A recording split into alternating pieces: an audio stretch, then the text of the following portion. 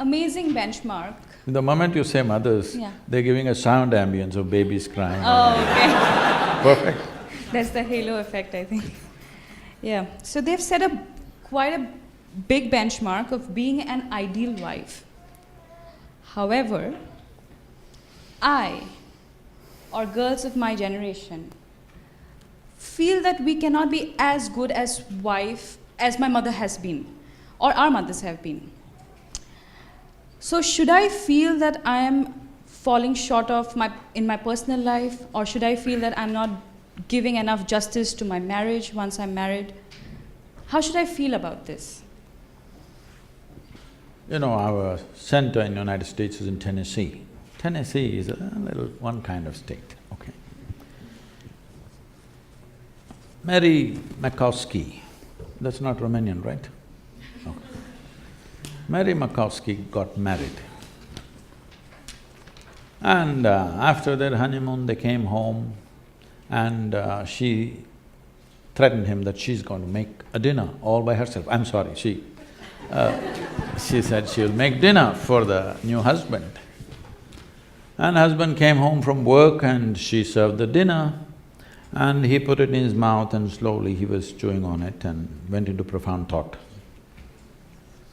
Then she was very excited about this dinner and she said, "There are only two things my mother taught me how to cook, the meatloaf and the apple pie." Then he looked at her and said, "Darling, which one is this?" So, your mother, your grandmother, how they made good wives? Largely it was believed the way to a man's heart is through his stomach. Today your husband will call Uber Eats and whatever quick picks and this and that and Swiggies and whatever, all right? So, you can't make a good wife based on how your grandmother became a good wife. You can't become a good wife based on how your mother became a good wife. Situations have changed, expectations have changed. It's not in the stomach anymore. For some, it's gone up into the head, for some, it's gone further south. Yes? So, you don't do that. Essentially, what a husband and wife means is, because you're not geared, most people are not geared, very few people in this world are geared to make this journey of life all by themselves. They're organized enough within themselves totally. They never feel anything missing in their life because they've made themselves like that. But most people need somebody else to lean on.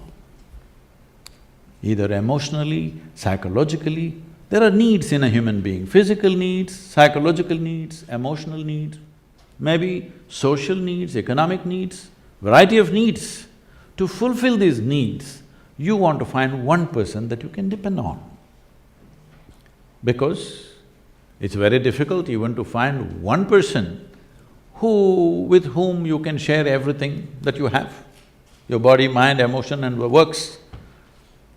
So this is the idea. Formalizing it is so that every time you get some little friction, you don't fall apart, so little tying up so that things don't fall apart very easily, all right? Nothing else. The biggest mistake humanity made was, they started saying marriages are made in heaven, that's why it's such a mess. No, it's done here. If you see, marriages are made between us and we took responsibility for who we are, we could have made it work, but the damn thing is made in heaven. Not suitable here, it's because it's alien stuff. Everything is a mess because you think it's made elsewhere by somebody else.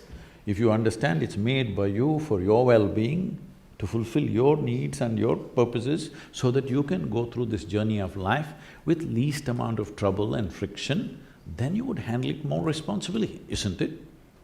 And according to contemporary needs, not how your grandmother did her marriage. You can't do it that way because expectations and situations have completely altered themselves.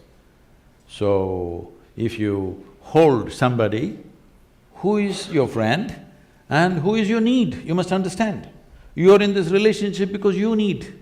Maybe the other person also needs, but that's from their side. As far as you are concerned, you made this relationship because you need it badly, isn't it?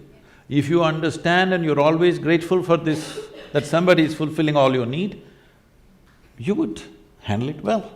You wouldn't make a misery out of it. But now you think somebody else needs you, then you will make a mess out of it. You understand, you need it. Well, the other person also needs to understand he needs it. Now there is a cohesion. If you think, oh, you need me, so I'm going to exploit you, no. This is not about you squeezing happiness out of somebody or they squeezing happiness out of you. If two happy people meet, then there can be something wonderful happening between them. But you are a misery and